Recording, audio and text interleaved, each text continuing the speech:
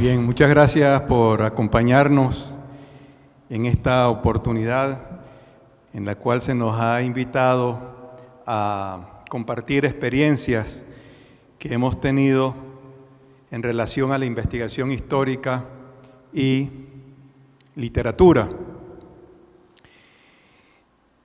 Julián Marías expresaba que la literatura, y más concretamente la novela, es un recordatorio eficaz para los historiadores respecto a esa dimensión del pasado y del presente en la que lo imaginado y lo posible es tan históricamente relevante como lo acaecido y lo real. Quiero compartir la primera experiencia que tuve en mi cercana juventud a través de una beca que tuvimos la oportunidad de investigar en los archivos diplomáticos de Francia, y fuimos con la intención de investigar un hecho histórico que nos parecía muy importante para comprender la historia posterior de América Latina. Y se refería a la aventura de William Walker cuando va a Nicaragua, se convierte en presidente de Nicaragua, impone el inglés como segunda lengua. Y en estos archivos diplomáticos de Francia comencé a investigar las cartas que el embajador de Francia en Centroamérica enviaba a la Cancillería en París. Y encontré realmente una beta documental muy importante. Encontraba cartas de William Walker cuando del embajador francés, y le decía al canciller: esta mañana desayuné con William Walker, me ha hablado de su proyecto de establecer la esclavitud en Nicaragua. Y, señor canciller, le adjunto el periódico El Nicaragüense, bilingüe, que acaba de salir publicado por William Walker. Ese fue mi interés, pero en uno de esos folders encontré un hecho que Unamuno podría llamar en el terreno de la intrahistoria, la historia oculta, la que no aparece en los periódicos, y si aparece, aparece minimizada. Y en esos documentos encontré un pequeño recorte de prensa que daba a conocer el asesinato de Antonio Paladino, un humilde pequeño comerciante que en su pequeña en su pequeña canoa iba por el río San Juan llevando mercancía hacia el río San Carlos. Y hablaba de un asesinato. Fue asesinado Antonio Paladino. Y curiosamente me interesa, me dio un pálpito y empiezo a investigar a la muerte de Antonio Paladino. Y detrás de ese pequeño documento, la noticia, el recorte de periódico, voy jalando hilos y al final encuentro que la muerte de Antonio Paladino tiene una íntima relación con el primer desembarco de marines de los Estados Unidos en Centroamérica en julio de 1854. Mi idea era hacer una novela histórica que nunca hice porque estalló la guerra en Nicaragua y nos metimos en esas lides y dejamos la literatura. Solamente escribí un primer capítulo y mi padre publicó el primer capítulo de esa novela que nunca fue. Y el primer capítulo se llama La muerte los miraba desde el mar. Mi padre puso el seudónimo que yo usaba en Nicaragua en aquel tiempo, Carlos Gallo, y dice Editorial Tierra Libre, León, Nicaragua, Centroamérica. Mentira, esto fue publicado en Venezuela, en los Andes venezolanos, por un padre amoroso. Y bueno, esta fue mi primera experiencia en esto de investigar la historia. Y como les dije, descubrí, les voy a contar muy brevemente porque ya me van a empezar a hacer señas. Solon Borland sale de Granada rumbo a Nueva York para reunirse con el presidente Pierce y darle a conocer cómo está la situación de la lucha por apoderarse del canal interoceánico que pensaban construir por el río San Juan. Cuando van en estos vapores como los de Mark Twain, va el vapor por el río San Juan con el embajador Solon Borland, un barco pilotado por el capitán Smith. Viene Antonio Paladino contra corriente, pasa junto al vapor, el vapor maliciosamente se le acerca, casi lo hace naufragar a Antonio Paladino, que iba en su pequeña canoa. Antonio Paladino, como buen nicaragüense, hijos de la... ¿verdad? Estamos por televisión, ¿verdad? Como buen nicaragüense les dio su buena... ¿verdad? Y el embajador Solon Borland, al escuchar el improperio, le da la orden al capitán Smith que se devuelva y castigue a ese indio por haber faltado a la bandera de los Estados Unidos. Se devuelven, el capitán Smith saca un fusil y sucede lo que ahora podríamos decir que sí es parte de lo que habíamos dicho que hacemos a veces. Y se escuchó un disparo denso que estremeció a las banderas de León Viejo, rompió las vasijas de barro de Quilalí, los cristales salinos de Pacentro, rebotó en las huellas precolombinas de Acahualinca, cimbró los tambores de Subtiaba y las marimbas de Monimbó, derrumbó la aurora sobre el Chimborazo, horadó las naranjas y los coyolitos del mercado de Masaya, se arrecostó al sudor de los campesinos de Acoyapa, dispersó la semilla de jícaro, descifró los jeroglíficos de Moyogalpa y en Niquinoomo rozó el vientre preñado de la abuela de quien sería un tal Augusto César Sandino, para luego regresar plomo ardiente a las aguas del río San Juan, a pasconear la cotona, el pulmón izquierdo y el corazón.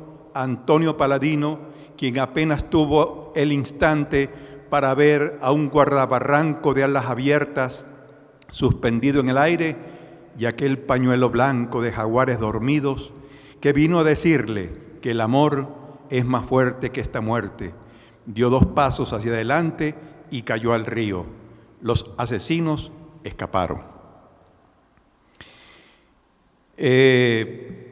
El cadáver de Antonio Paladino queda flotando, lo recogen unos indios guatusos, lo llevan a San Juan del Norte, o como le llaman los nicaragüenses, ayuden. Bueno, San Juan del Norte es su verdadero nombre, Greytown, era el otro nombre que los ingleses le habían puesto, porque los ingleses habían agarrado a un indígena de la Mosquitia, le habían dado unos barriles de ron y lo habían coronado como rey de la Mosquitia para tratar de fortalecer su política de apoderarse del canal interoceánico que iba a ser construido por esa zona. El pueblo de San Juan del Norte, cuando ven el cadáver de Antonio Paladino, alguien que era muy querido, era un cantor del pueblo, andaba con una guitarra y en su guitarra cantaba sobre la historia de la Rafaela Herrera cuando derrotó a Lord Nelson en el río San Juan. Cantaba la historia del río, era el juglar del río, muy querido. Cuando saben que ha sido asesinado por el capitán Smith, hay una poblada allá en San Juan del Norte y tratan de capturar al capitán Smith. Aparece el embajador de los Estados Unidos y dicen, la bandera de las estrellas protege al capitán, Y cuando estaba en eso, un bolito con muy buena puntería de atrás rompió una botella, se la lanzó al embajador y la parte de atrás de la botella le rozó la mejilla, levemente hiriéndolo. Esto significó que Borland fuera a Nueva York, se reuniera con Pierce, exigiera un castigo ejemplar, entre comillas, contra ese campamento de salvajes, y así fue que una fragata al mando del capitán Kennedy en julio de 1854 va a Nicaragua, exige $10,000 como de retribución por la afrenta sufrida, y al no tener esos $10,000, el miserable poblado de pescadores, se produce el bombardeo de San Juan del Norte, fue cañoneado y luego el desembarco de los marines norteamericanos. Entonces, bueno, esta fue mi primera experiencia en el tema de la investigación y la literatura, y voy brevemente a hablar sobre otra de las aventuras de investigación histórica que tiene que ver con la expulsión de los jesuitas en 1872, cuando el mariscal Santiago González expulsa a los jesuitas de El Salvador y dice algo así: las campanas de catedral anunciaban las 9 cuando el coronel Casimiro Escobar, al frente del piquete militar, atravesó el jardín de rosas. 3 veces golpeó el portón, deseando en realidad que jamás se abriera, para no ejecutar la orden contra quien había sido su maestro en el colegio jesuita de la Merced. Nerviosamente golpeó con el kepis su pantalón de paño azul. La puerta se abrió. Apareció el padre Telésforo Paul con un languidecido candil de aceite. Buenas noches, coronel. Caramba, cuántos años sin verlo. Está usted igualito que cuando le daba coscorrones en clase. Pase usted. Avanzaron por el corredor, bordearon la imagen de Santa Teresa de Jesús. El sacerdote se detuvo bajo el dosel de damasco rojo que conformaba el altar, elevó el candil e iluminó el rostro desencajado del militar. ¿Y qué le trae a esta casa de Dios, coronel Escobar? Padre, soy portador de una orden del presidente de la República, el mariscal Santiago González, y le extendió un pliego de papel. El sacerdote leyó un párrafo escogido al azar. No habiendo querido los padres jesuitas salir por las buenas y estando vigente el tratado Arbizu-Samayoa, deben abandonar El Salvador inmediatamente. Me apena ser yo el portador de esta mala noticia, padre. Dígame una cosa, coronel, ¿qué quiere decir esto de abandonar el país inmediatamente? Que solo le quedan 2 horas, a las 11 de la noche deben partir de El Salvador. El padre Telésforo despertó a Roberto del Pozo, otro de los jesuitas expulsados, y luego fue a su habitación rabiando. Apenas recogió su ropa y unos cuantos libros, desdibujados por las lágrimas y metidos coléricamente en la maleta de cuero. Roberto del Pozo ni se dignó en empacar su vestimenta. Si me van a echar, que sea con lo que llevo puesto, murmuró con su acento ecuatoriano. A las 11 en punto, 9 oficiales se presentaron a cumplir el mandato gubernamental. San Salvador desierta. Algunos pordioseros desvelados desde los portales de la Plaza Mayor presenciaron el cortejo militar que bordeó la fuente de piedra. La lluvia azotaba el rostro de los jesuitas, quienes apenas lograban entreabrir los ojos para contemplar la cúpula de la iglesia de Santo Domingo y el rótulo de uno de los más florecientes almacenes franceses que decía Casa d'Aubusson. Todo lo que usted se pueda imaginar. Frente a las últimas viviendas del barrio Candelaria, resbaló la cabalgadura del padre Telésforo, quien cayó en cruz sobre el empedrado fangoso. Dios mío, murmuró al saborear el ácido sabor del lodo. Bueno, llegan al puerto de la Libertad y a las 6 de la tarde, ya en el barco, rodeado de un denso olor a pescado rancio, el barco de vapor dio 3 pitazos remolones e inició la navegación. En el camarote, a través de la claraboya, el padre Teléforo contempló el plomizo cono del volcán Izalco y las montañas que se empequeñecían a la distancia. Tomó la pluma y escribió: apenas vueltos del asombro que nos ha causado el modo con que a medianoche y como a criminales se nos ha sacado de la capital de la República, si bien al ver las playas del Salvador que vamos a dejar tal vez para siempre, se nos enternece el corazón, no podemos menos de protestar contra la violación de nuestros derechos cometido por un pequeño número que está muy lejos de ser la representación de los pobladores de este país. Oh sarcasmo increíble, en nombre de la libertad se nos priva la nuestra, en nombre de la democracia se nos saca y es necesario sacarnos a medianoche, porque se temía que la expresión de la voluntad del pueblo, pobre pueblo, privado de los sacerdotes y en mano de los embaucadores que se las quieren vender de ovejas.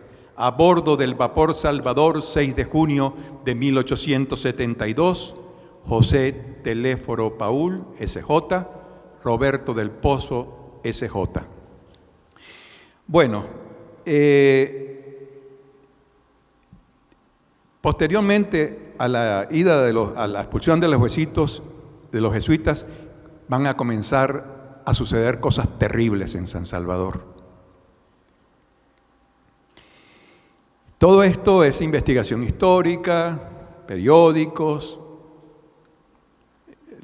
Tuvimos acceso a este escrito hecho por José Teléforo Paúl, que después fue obispo de Bogotá, fue obispo de Panamá primero y después fue un personaje muy reconocido en Colombia como obispo de Bogotá. Por supuesto, hay investigación histórica, ¿verdad? Todo lo que contiene esta narración corta, que ya me están dando ganas de hacer la novela, porque así me han dicho que hay que hacerla, y creo que lo mejor, si me da el tiempo, lo hago. Solamente tiene es un cóctel, ¿no?, de investigación histórica, documentos, periódicos, y como en las telenovelas no puede faltar una historia de amor. Yo invento una historia de amor entre una hermosísima nicaragüense de muslos descomunales, así dice, y hago una historia, de amor entre este personaje femenino que aparece en el barco de repente y el jesuita. Les voy a leer brevemente, y esto también es investigación histórica, qué sucedió después en San Salvador cuando semanas después se produce la expulsión de los jesuitas.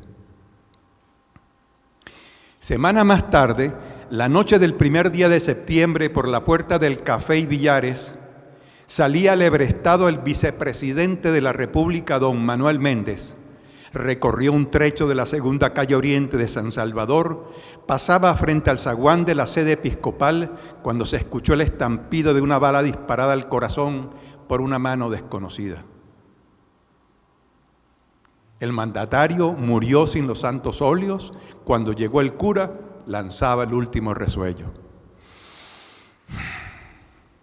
Solo la mano del clero pudo tener tanta fuerza, exclamó el mariscal Santiago González en el Palacio Nacional.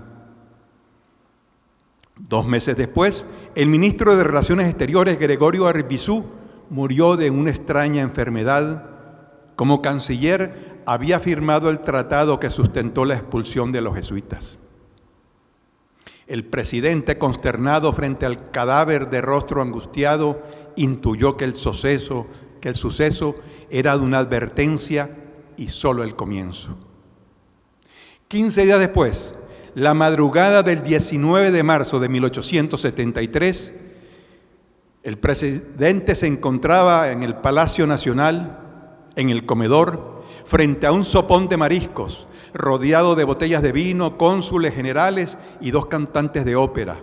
Una de ellas, muy coqueta, levantó la copa frente al mariscal y declamó: «Salud, guerrero, que en la patria mía viste del sol la llama refulgente, cuando Marte al nacer grabó en tu frente la marca del valor y la osadía. Usted que guarda, mariscal González, su derecho, hoy que estamos en paz y en la batalla, cuando silba terrible la metralla, tranquilo expone su valiente pecho». El aullido melancólico de un perro interrumpió a la soprana, un halo naranja envolvió a la luna, se escuchó un retumbo sordo proveniente del Cerro San Jacinto que culebreó bajo la capital. El primer temblor desrepelló las paredes y desentejó las casas. El mariscal, encaramado sobre la mesa, espada en mano, proclamó: «¡Terremoto! ¡Corran, señoras!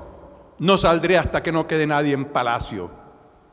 Una nueva y poderosa ola sísmica desplomó una viga que esquivó una de las paquidérmicas cantantes, pero despatarró a Cicerón, el consentido perro presidencial.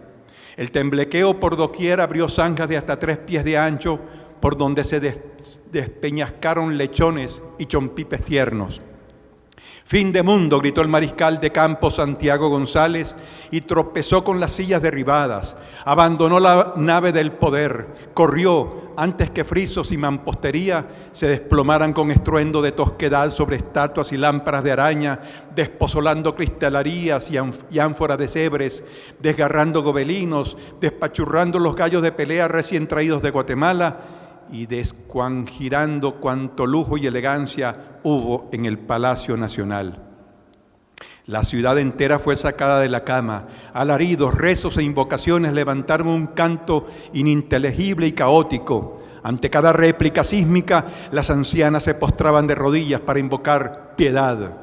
El lago de Ilopango hirvió apocalíptico. Con bufidos vaporosos trastornó a sus duendes subacuáticos, sancochopeces y caneches antes de desbordar y arrasar con sembradíos. El embajador de los Estados Unidos, Mr. Biddle, como Dios lo trajo al mundo, tuvo la agilidad de saltar hacia la plaza antes de que el asta con la bandera de las estrellas por un tris lo degollara, segundos antes de que su residencia fuera demolida por completo. El ministro de Instrucción Pública, el doctor Fabio Castillo, salvó la vida, pues de madrugada había salido a orinar al patio 1 minuto antes de que el terremoto desgajara una columna sobre su camastro. «¡Qué braguetazo tan oportuno!», comentó su esposa alborozada. Quedándome 1 minuto, quiero decir que la otra experiencia, pero ya en 1 minuto no se las puedo contar, es lo que hice con Los Mendigos Me Amaban, reconstruyendo con mucha investigación histórica en archivos y sobre todo con memoria oral de muchas de las novias de Ernesto Interiano, pude reconstruir la Santana de los años 30 y 40, sobre un personaje que la maestra Amparo Marroquín, sobre el cual dijo: «Los héroes populares son siempre personajes molestos al poder, suelen tener finales trágicos o son perseguidos en varios momentos. El segundo elemento es que estos personajes se desdibujan, se vuelven leyenda, no se sabe dónde termina la fantasía y dónde empieza la realidad». De hecho, este libro recupera la desinformación constante en los medios de comunicación, el desprestigio para nuestro personaje Ernesto Interiano, los muchos rumores, y en una elipsis temporal lo trae hasta nuestros días, hasta las sesiones espiritistas en las que el ánima de Interiano cuenta sus andanzas, revela asesinos y consuela a las víctimas. La historia, por ahí Valeria tiene algunos libros y realmente quisieran avanzar un poco sobre esta historia que ya no puedo seguir contando porque se acabuche.